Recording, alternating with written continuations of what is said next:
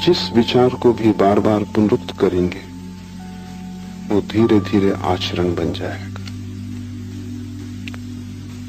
जिस विचार को बार बार दोहराएंगे जीवन में वो प्रकट होना शुरू हो जाए। जो भी आप हैं वो अनंत बार कुछ विचारों के दोहराए जाने का परिणाम। सम्मोहन पर बड़ी खोजें हुई। आधुनिक मनोविज्ञान ने सम्मोहन के बड़े गहरे तलों को खोजा है। सम्मोहन की प्रक्रिया का गहरा सूत्र एक ही है कि जिस विचार को भी वस्तु में रूपांतरित करना हो उसे जितनी बार हो सके दोहराओ। दोहराने से उसकी लीक बन जाती। लीक बनने से मन का वही मार्ग हो जाता है। जैसे नदी बह जाती है, अगर एक गड्ढा खोदकर राह बना दी जाए नहर बन जाती। वैसे ही अगर मन में एक लीक बन जाए किसी भी विचार की तो वो विचार परिणाम में आना शुरू हो जाता। फ्रांस में एक बहुत बड़ा मनोवैज्ञानिक हुआ एमाइल कुए। उसने लाखों लोगों को केवल मंत्र के द्वारा ठीक किया। लाखों मरीज सारी दुनिया से कुएं के पास पहुंचते थे और उसका इलाज बड़ा छोटा था। वो सिर्फ मरीज को कहता था तुम यही दोहराए चले जाओ कि तुम बीमार नहीं हो, स्वस्थ हो रहे हो। रात सोते समय दोहराओ, सुबह उठते समय दोहराओ, दिन में जब स्मृति आ जाए तब दोहराओ। बस एक विचार को दोहराते रहो कि मैं स्वस्थ हूं, मैं स्वस्थ हूं, मैं निरंतर स्वस्थ हो रहा हूं। चमत्कार मालूम होता है कि कठिन से कठिन रोग के मरीज सिर्फ इस पुनरुक्ति से ठीक हुए। कुएं के पास सारी दुनिया से लोग पहुंचने लगे। लेकिन बात तो बहुत छोटी है। साधारणता भी जब आप ठीक होते हैं बीमारी से तो मनोवैज्ञानिक कहते हैं उसमें दवा का काम तो 10% होता है, 90% तो पुनरुक्ति का काम होता है। दवा को दिन में 4 बार लेते हैं, 8 बार लेते हैं। जब भी दवा को लेते हैं तभी मन में ये भाव आता है अब मैं ठीक हो जाऊंगा, ठीक दवा मिल गई। होम्योपैथी की गोलियों में कुछ भी नहीं, लेकिन उससे उतने ही लोग ठीक होते हैं जितने एलोपैथी से। अच्छा डॉक्टर अगर पानी भी दे दे तो आप ठीक हो जाएंगे, क्योंकि सवाल दवा का नहीं, अच्छे डॉक्टर पर भरोसा होता है। भरोसा पुनरुक्ति बन जाता है। आप जानते हैं कि अच्छे डॉक्टर ने इलाज किया है, इसलिए जो डॉक्टर आपसे कम फीस लेता है शायद वो आपको ठीक ना कर पाए। जो डॉक्टर आपसे ज्यादा फीस लेता है वही आपको ठीक कर पाएगा, क्योंकि जब आप ज्यादा जेब आपकी खाली होती है तो भरोसा बढ़ता है, लगता है कि बड़ा डॉक्टर है। और आप जैसे बड़े मरीज को बड़ा डॉक्टर चाहिए। पुनरुक्ति मनोवैज्ञानिक एक प्रयोग किए हैं जिससे वो प्लेसबो कहते हैं, झूठी दवा। और बड़ी हैरानी मालूम हुई, एक ही बीमारी के मरीज हैं 25 को वास्तविक दवा दी गई और 25 को सिर्फ पानी दिया गया। लेकिन पता किसी को भी नहीं है कि किसको पानी दिया गया, किसको दवा दी गई। मरीजों को पता नहीं, वो सभी दवा मान के चल रहे हैं। हैरानी हुई कि जितने दवा से ठीक हुए उतने ही पानी से भी ठीक हुए, प्रतिशत बराबर वही रहा। इसलिए जब कभी कोई पहली बार दवा खोजी जाती है तो उससे बहुत मरीज ठीक होते हैं, फिर धीरे धीरे संख्या कम हो जाती। इसलिए हर दवा 2-3 साल से ज्यादा नहीं चलती, क्योंकि जब पहली दफा दवा खोजी जाती है तो बड़ा भरोसा पैदा होता है कि अब खोज ली गई असली दवा। सारी दुनिया में मरीज उससे प्रभावित होते, फिर धीरे धीरे भरोसा कम होने लगता है, क्योंकि कभी कोई मरीज उससे ठीक भी नहीं होता। कभी कोई जिद्दी मरीज मिल जाता है जो सुनते नहीं दवा की न डॉक्टर की, उसके कारण दूसरे मरीजों का भरोसा भी क्षीण होने लगता है। धीरे धीरे दवा का प्रभाव खो जाता है। इसलिए हर 2 साल में नई दवाएं खोजनी पड़ती। दवाओं का भी प्रभाव विज्ञापन ठीक से किया जाए तो ही होता है। तो हर अखबार, पत्रिका, रेडियो, टेलीविजन, सब तरफ से प्रचार होना चाहिए। प्रचार ज्यादा कारगर है जितनी दवा के तत्व उससे ज्यादा, क्योंकि वही प्रचार आपको सम्मोहित करेगा। वो प्रचार मंत्र बन जाता है। अखबार खोला और एस्प्रो, रेडियो खोला और एस्प्रो, टेलीविजन पे गए और एस्प्रो, बाजार में निकले और बोर्ड एस्प्रो, जो कुछ भी करें एस्प्रो पीछा करती। वो सिरदर्द से भी बड़ा सिरदर्द बन जाती, फिर वो सिरदर्द को हरा देती। पुनरुक्ति शक्ति पैदा करती। मंत्र का अर्थ है किसी चीज को बार बार दोहराना। ये सूत्र कह रहा है चित्त ही मंत्र है, चित्तम मंत्र। ये कहता है और किसी मंत्र की जरूरत नहीं। अगर तुम चित्त को समझ लो तो चित्त की प्रक्रिया ही पुनरुक्ति है। तुम्हारा मन कर क्या रहा है जन्मों जन्मों से? सिर्फ दोहरा रहा है। सुबह से सांझ तक तुम करते क्या हो? रोज वही दोहराते हो जो तुमने कल किया था, जो परसों किया था। वही तुम आज कर रहे हो, वही तुम कल भी करोगे अगर न बदले। और तुम जितना वही करते जाओगे उतनी ही पुनरुक्ति प्रगाढ़ होती जाएगी और तुम झंझट में इस तरह फंस जाओगे कि बाहर आना मुश्किल हो जाएगा। लोग मेरे पास आते हैं, वो कहते सिगरेट नहीं छूटती। सिगरेट मंत्र बन गई, उन्होंने इतनी बार दोहराया है। दिन में 2 पैकेट पी रहे हैं, उसका मतलब हुआ कि 24 बार दोहरा रहे हैं कि 20 बार दोहरा रहे हैं। बार बार दोहराया है और सालों से दोहरा रहे हैं। आज अचानक छोड़ देना चाहते हैं, लेकिन जो चीज मंत्र बन गई उसको अचानक नहीं छोड़ा जा सकता। तुम छोड़ दोगे इससे क्या फर्क पड़ता है? पूरा मन मांग करेगा, पूरा शरीर उसको दोहराएगा, वो कहेगा चाहिए।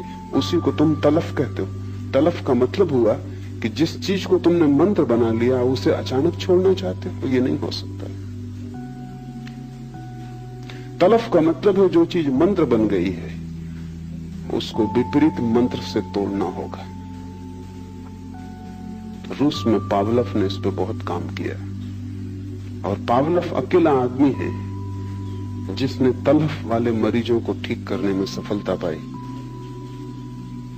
अगर आप सिगरेट पीने के रोगी हो गए, छोड़ना चाहते हो, नहीं छूटती, तो पावलव मंत्र का प्रयोग करता था। उसके मंत्र जरा तेज थे। आपको सिगरेट देगा और जैसे आप सिगरेट हाथ में लेंगे आपको बिजली का शॉक लगेगा,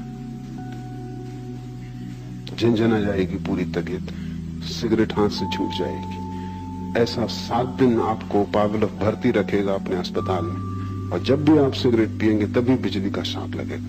7 दिन में मंत्र सिगरेट से ज्यादा गहरा हो जाए। सिगरेट का नाम ही सुन के आपको कपकपी आने लगे। पीने का रस तो दूर, एक वैराग्य का उदय हो जाएगा। पावलव ने हजारों मरीज विपरीत मंत्र से ठीक किए। और पावलव कहता है कि जो लोग भी आदतों से ग्रस्त हो गए हैं, जब तक उनको विपरीत आदतें न दी जाएं जो पहली आदत से ज्यादा मजबूत हों, तब तक कोई छुटकारा नहीं। तुम्हारा जीवन जैसा भी है तुम्हारे मन का ही परिणाम है। और तुम दोहराए चले जाते हो। तुम क्रोध से बाहर भी होना चाहते हो, लेकिन तुम रोज क्रोध को दोहराए चले जाते हो। जितना दोहराते हो उतना मजबूत हो रहा है। कितनी बार तुम कस्में खाते हो कि अब नहीं करूंगा, और कस्में टूट जाती हैं, और क्रोध फिर करते हो, उपद्रव और भी बढ़ गया। इससे तो बेहतर था कसम तुमने न खाई होती, क्योंकि अब ये दोहरा मंत्र हो गया। अब तुम जानते हो कि क्रोध कसम से ज्यादा बड़ा है और ज्यादा ताकतवर है। कस्मों का कोई मूल्य नहीं। तुम कितना ही व्रत लो, तुम्हारे व्रत 2 कौड़ी के हैं, क्रोध ज्यादा सबल है। ये भी सम्मोहन बैठ गया। अब तुम जब कसम भी लोगे, व्रत भी लोगे, तब भी तुम जानते हो भीतर कि ये सदने वाली नहीं। तुम भीतर दोहरा रहे हो उस समय भी कि ये होगा नहीं, मैं ले तो रहा हूं लेकिन ये होगा नहीं। भूल के भी व्रत मत लेना अगर उसे पूरा न कर सको। उससे तो बेहतर है कि तुम अपनी एक ही आदत से भरे रहना। व्रत लेके और तोड़ना बहुत महंगा धंधा है, क्योंकि तोड़ने की भी आदत बन रही है। फिर तुम जीवन में कभी भी व्रत न ले पाओगे। तथाकथित धार्मिक गुरुओं ने तुम्हें बहुत अधार्मिक बनाया है, क्योंकि वो सस्ते में व्रत दे देते। तुम मंदिर गए, तुम साधु के पास गए, मुनि के पास गए, और वो कहता है कोई व्रत लो।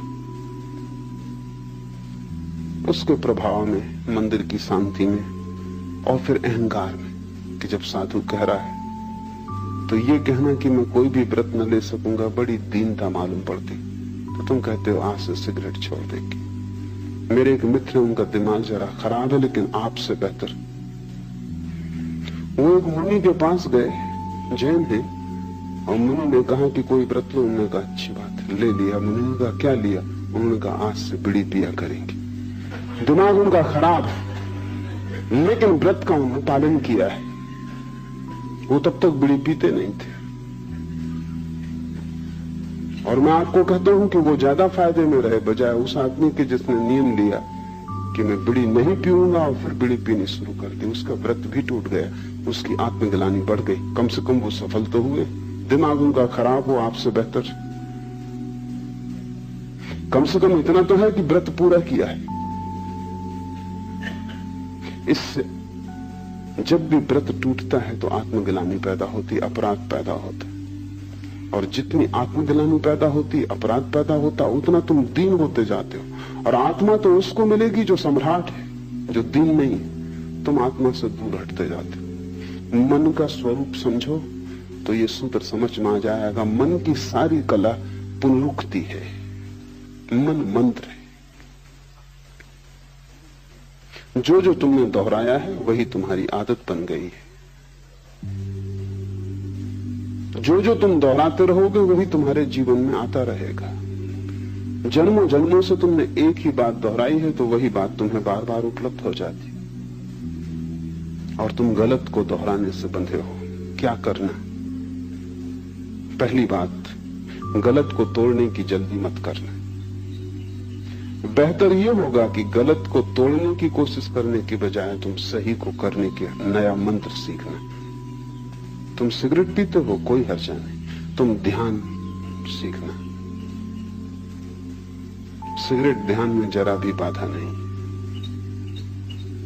तुम ध्यान सीखना। तुम ध्यान के मंत्र को सघन करना। जिस दिन ध्यान के मंत्र में तुम सफल हो जाओगे उस दिन तुम्हें आत्मगौरव उपलब्ध होगा। उस आत्मगौरव और ध्यान की सफलता में सिगरेट को छोड़ना आसान हो जाएगा, क्योंकि तुमने एक विधायक मंत्र पूरा कर लिया। नकारात्मक मत बनना, अन्यथा तुम मुश्किल में पड़ोगे। पश्चाताप, पाप, पीड़ा और उदासी पकड़ लेगी। तुम्हारे साधु मंदिरों में बैठे हैं, सब उदास हैं। उनके जीवन में कोई हंसी नहीं है, कोई खुशी नहीं है, कोई प्रसन्नता, उत्फुल्लता नहीं है, क्योंकि उन्होंने नकारात्मक मंत्रों का उपयोग किया। निगेटिव उनकी खोज। क्या क्या गलत है वो उन्होंने छोड़ा। मैं तुमसे कहता हूं गलत को छोड़ने की जल्दी मत करना, तुम ठीक को पकड़ने की जल्दी करना। जिस दिन ठीक तुम्हें पकड़ जाएगा गलत को छोड़ना बहुत आसान हो जाएगा। तुम बीमारी से मत लड़ना, तुम स्वास्थ्य को पाने की कोशिश करना। वही कुएं अपने मरीजों को कह रहा है, वो कह रहा है कि मैं स्वस्थ हो रहा हूं। तुम यही भाव दोहराओ।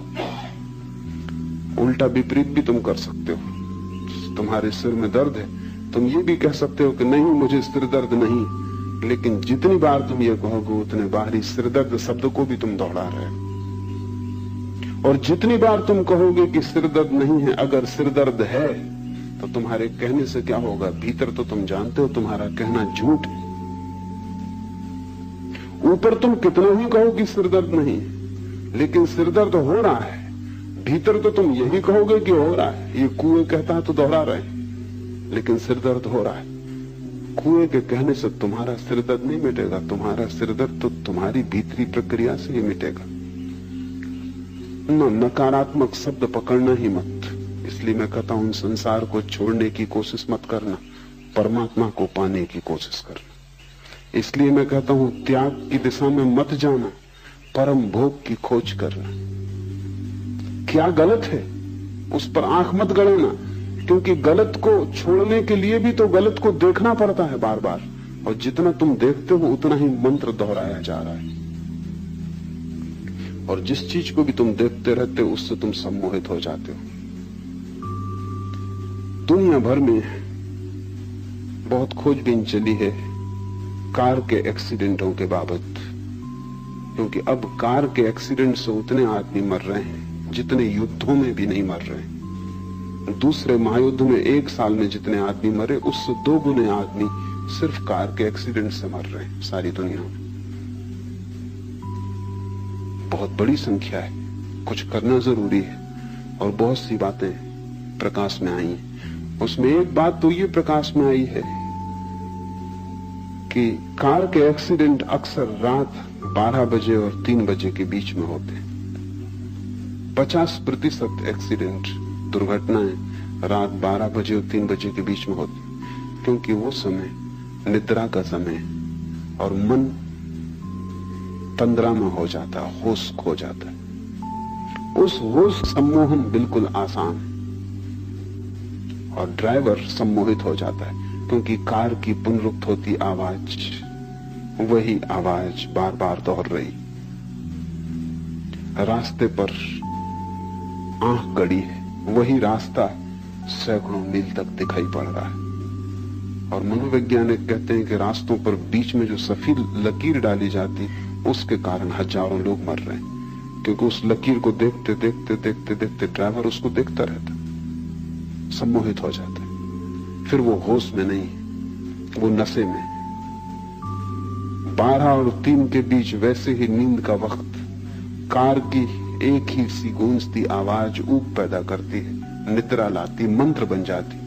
फिर एक ही रास्ता और रात में बेरौनक, क्योंकि न आसपास के वृक्ष दिखाई पड़ते हैं, न पहाड़ दिखाई पड़ते हैं, सिर्फ रास्ता दिखाई पड़ता है। और फिर बीच में पड़ी सीधी लकीर।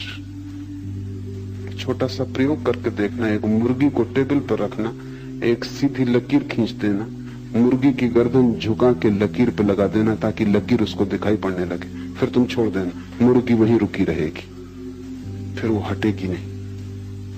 वो सम्मोहित हो गई, वो घंटों वैसी ही बैठी रहेगी, वो लकीर से पकड़ गई, लकीर ने उसे पकड़ लिया। मनोवैज्ञानिक कहते हैं कि ड्राइवर को लकीर पकड़ लेती बीच में, इसलिए वो कहते हैं कि रास्ते सीधे मत बनाओ,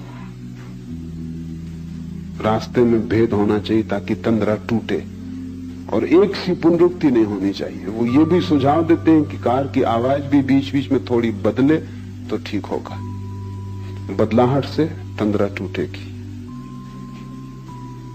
और सैकड़ों दुर्घटनाएं कम हो जाएंगी।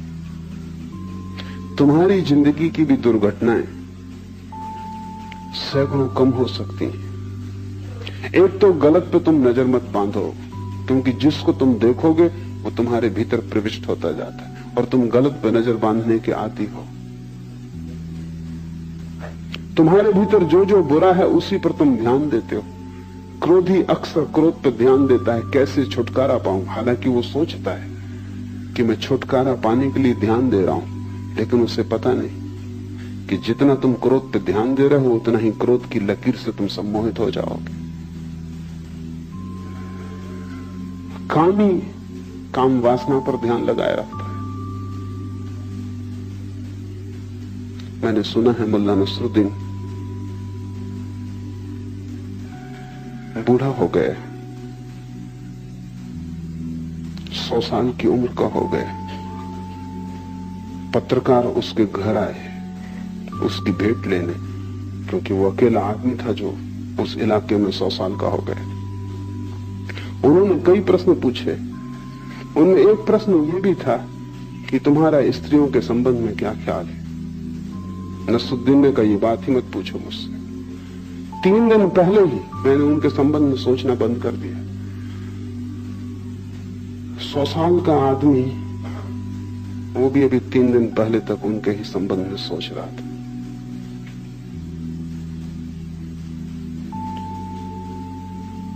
स्त्री पकड़े रहेगी क्योंकि तुम उससे छूटना चाहते हो। वो तुम्हारा नकारात्मक मंत्र बन गया। तुम जिससे छूटना चाहते हो उससे तुम छूट ना पाओगे। गलत को देखने अगर तुम लग गए तो तुम गलत पर ध्यान कर रहे हो। महावीर ने ध्यान के 4 रूप कहे, 2 गलत 2 सही। दुनिया में किसी भी आदमी ने गलत को ध्यान नहीं कहा है, महावीर ने कहा है। मनोवैज्ञानिक उनसे राजी होंगे। उन्होंने कहा गलत ध्यान भी ध्यान तो है ही, जिससे क्रोध ही ध्यान मग्न हो जाता है, क्योंकि क्रोध में सारी दुनिया मिट जाती। क्रोध में चित्त एकाग्र हो जाता है, इसलिए क्रोध में बड़ी शक्ति आ जाती है। तुमने कभी ख्याल किया, क्रोधी आदमी अपने से दुगने ताकतवर आदमी को उठा के फेंक देगा क्रोध में। होश में होता है, क्रोध में होता तो 25 दफा सोचता है कि इस आदमी से झंझट लेनी कि नहीं, दुगना ताकतवर है। क्रोध में आदमी बड़ी से बड़ी चट्टान सरका देता है, होश में सोच भी नहीं सकता। क्रोध में आदमी कुछ भी कर लेता, क्रोध में सारी शक्ति जग जाती। क्या होता है, बढ़ती हुई शक्ति जो सब तरफ जा रही थी एकाग्र हो जाती। जैसे किरणें सूरज की इकट्ठी हो जाएं तो आग पैदा हो जाती, ऐसा क्रोध में चित्त इकट्ठा हो जाता है, आग पैदा हो जाती। महावीर ने उसको भी ध्यान कहा है। महावीर ने कहा आर्त और रौद्र 2 गलत ध्यान है। दुख में भी आदमी ध्यान मग्न हो जाता है। कोई मर गया तब तुम रोते हो, चीखते हो, चिल्लाते हो, बस एक पर ही ध्यान अटक जाता है। गलत ध्यान से बचना, और तुम सभी गलत ध्यान में लगे हो। तुम्हारे जीवन की तकलीफ ही यही है, मूल पीड़ा और बीमारी यहां है कि तुमने अपनी आंखें गलत पर जमा ली हैं। क्या क्या गलत है उसे छोड़ना, और तुम सोच रहे हो कि छोड़ने के लिए ही तुम ये कर रहे हो। इस ध्यान के कारण ही तुम नहीं छोड़ पा रहे हो। मैं तुमसे कहता हूं संसार की फिक्र ही छोड़ दो, तुम परमात्मा पर ध्यान लगाओ। तुम क्रोधी हो, सारी दुनिया क्रोधी है, क्रोध पर आंखें मत गड़ाओ, करुणा पर आंखें गड़ाओ। तुम जो सही है उसको ध्यान में लाओ, और जैसे जैसे सही में शक्ति बढ़ेगी गलत से शक्ति विसर्जित हो जाएगी, क्योंकि शक्ति तो एक ही है, तुम सब तरफ नहीं लगा सकते। अगर तुमने शांत होने की चेष्टा पर ध्यान लगा दिया तो जब तुम अशांत होना चाहोगे तब तुम पाओगे कि शक्ति तुम्हारे पास है नहीं, वो शांति की तरफ बह गई। और जिसने शांति का स्वाद ले लिया वो अशांत तो होना क्यों चाहेगा। अशांत तो वही होता है जिसने शांति का स्वाद नहीं लिया। जिसने परमात्मा का रस नहीं लिया वही संसार में अलिप्त डूबता है, लिप्त होता है। इसे बहुत ठीक से ख्याल में ले लो। नकार से बचना, नहीं से बचना। बुरे को छोड़ने की फिक्र ही मत करना, क्योंकि छोड़ने में ही तुम सम्मोहित हो जाओगे और बुरे को तुम कभी भी न छोड़ पाओगे। जिसको भी हम छोड़ना चाहते हैं उसमें एक पकड़ आ जाती है। मैंने सुना है एक आदमी एक होटल में मेहमान हुआ, मैनेजर ने कहा हम दे ना सकेंगे कमरा, कमरा तो खाली है, लेकिन उसके नीचे एक आदमी ठहरे हुए, वो बहुत उपद्रवी है। जरा सी भी आवाज ऊपर हो गई तो वो बखेड़ा खड़ा कर देंगे। उनकी वजह से उनके ऊपर का कमरा हमने खाली ही छोड़ दिया है। उस आदमी ने कहा कि चिंता आप ना करें, मैं तो बाजार में दिन भर उलझा रहूंगा, रात कोई 11-12 बजे लौट के सो जाऊंगा और 3 बजे की मुझे गाड़ी पकड़ लेनी। 3 घंटे मुश्किल से मैं इस कमरे में रहूंगा, कोई कारण नहीं मेरे द्वारा उपद्रव होने का, फिर मैं ध्यान भी रखूंगा, आपने बता दिया तो ठीक किया। वो आदमी 12 बजे थका मांदा बाजार से काम करके लौटा, बिस्तर पर बैठा, एक जूता छोड़ के उसने पटक फर्श पे गिरा तो उसे ख्याल आया कि कहीं उस आदमी की नींद न टूट जाए, तो उसने दूसरा चुपचाप रख के वो सो गया। कोई 15 मिनट बाद नीचे के आदमी ने आके दस्तक दी, दरवाजा खोला तो वो आदमी क्रोध से कप रहा था। ये घबरा गया कि रात अंधेरा, क्या? उसने कहा क्या भूल हो गई, मैं तो सो चुका था। उस आदमी ने कहा भूल, दूसरे जूते का क्या हुआ?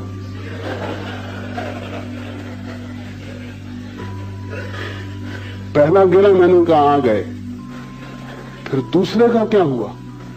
मैं सो ही नहीं पा रहा हूं। वो दूसरा जूता तो सिर पर लटका हुआ है, तो पूछ लूं, पता चल जाए, निश्चिंतता हो। सबने दूसरा जूता लटका लिया, वो नकार का है। वो तुम ये छोड़ना है, ये छोड़ना है, ये बुरा है, और इतनी बुराइयां कि जीवन छोटा मालूम पड़ता, तुम छोड़ ना पाओगे। रत जगह जगह बुराई, कोने कोने में बुराई है, सारा जीवन बुराई से भरा है। और तुम्हारे साधु संत तुम्हें सिर्फ अपराध से भरते हैं, क्योंकि वे तुमसे कहते हैं ये गलत, ये गलत, ये गलत। उनसे सही की तो तुम खबर ही ना पाओगे, क्योंकि वे कहते हैं जब तक गलत न छूटेगा तब तक सही तुम्हें मिलेगा भी कैसे। और उनकी बात तर्कयुक्त मालूम पड़ती। वो ये कह रहे हैं कि जब तक अंधेरा न जाएगा तब तक प्रकाश जलेगा कैसे। और मैं तुमसे कहता हूं कि अगर तुमने उनकी बात सुन ली तो कितनी ही तर्कयुक्त मालूम होती, तुम भटक जाओगे जन्मों जन्मों तक। उनकी बात से तुम भटके हुए हो। तुम्हें शैतानों ने नहीं भटकाया है, तुम्हारे तथाकथित संतों ने भटकाया है। क्योंकि बात तर्कयुक्त लगती, जब तक गलत ना छूटेगा ठीक कैसे मिलेगा। लेकिन कभी तुमने कोशिश की है अंधेरे को हटाने की? पहले अंधेरा हट जाए फिर दिया जलाओगे तो फिर तुम कभी ना जला पाओगे। मैं तुमसे कहता हूं तुम दिया जलाना, अंधेरे की तुम बात ही मत करो, क्योंकि दिया जलते ही अंधेरा हट जाता है। तुम प्रकाश लाओ, अंधेरे पर ध्यान मत करो। दुनिया में कोई अंधेरे को कभी नहीं हटा पाया। बुराई कभी नहीं हटाई जा सकती, भलाई लाई जा सकती। संसार कभी नहीं छोड़ा जा सकता, आत्मा पाई जा सकती। और आत्मा के पाते ही संसार छूट जाता है। हम उसे पकड़े ही इसलिए कि उससे बेहतर हमें दिखाई नहीं पड़ता। और जब तक बेहतर न दिखाई पड़ जाए तुम उसे छोड़ोगे भी कैसे? तुम छोड़ना भी चाहोगे तो भी तुम छोड़ ना पाओगे। तुम लड़ोगे, परेशान होोगे, तुम अपने को थका लोगे, मिटा लोगे, लेकिन कहीं पहुंचोगे नहीं। तुम्हारी जिंदगी एक व्यर्थ की दौड़ धूप हो जाएगी। फिर तुम उतर आओगे शरीर में, फिर वही चक्र शुरू हो जाएगा।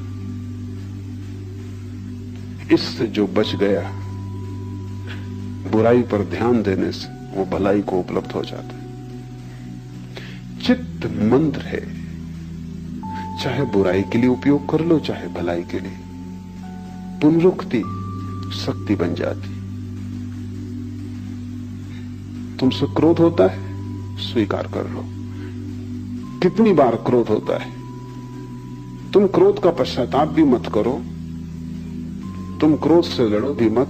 जितनी बार क्रोध हो उतनी बार करुणा के कृत्य भी करो। जितनी बार लोगों को तुमसे हानि पहुंचती हो उतनी बार लोगों को तुम लाभ भी पहुंचाओ। तुम जरा लोगों को लाभ पहुंचाने का रस भी लो।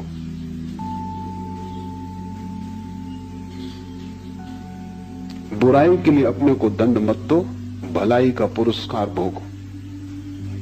बुराई के लिए अपने को कष्ट मत दो, थोड़ा भला करो, उसका स्वाद लो। अगर तुमसे किसी के प्रति गाली निकल गई है तो जाके किसी की प्रशंसा करो, किसी की गुण को भी गाओ। गाली का रस तुमने काफी लिया है, अब किसी के गुण ग्राहकता का रस भी लो। कांटों से मत उलझो, वो हैं, ध्यान फूलों पर दो। एक दफा कांटों से तुम उलझ गए तो फूलों तक तुम पहुंच ही ना पाओगे, कांटे बहुत हैं। और जब तक तुम पहुंचोगे तुम इतने लहूलुहान हो जाओगे कि फूल भी तुम्हें सुख न दे सकेंगे, और फूलों का भी जो स्पर्श है वो तुम्हें पुलकित ना करेगा। तुम घावों से भर गए होगे, फूल भी कष्ट देंगे, क्योंकि घाव अगर पहले से ही लगा हो तो फूल भी पीड़ा देगा।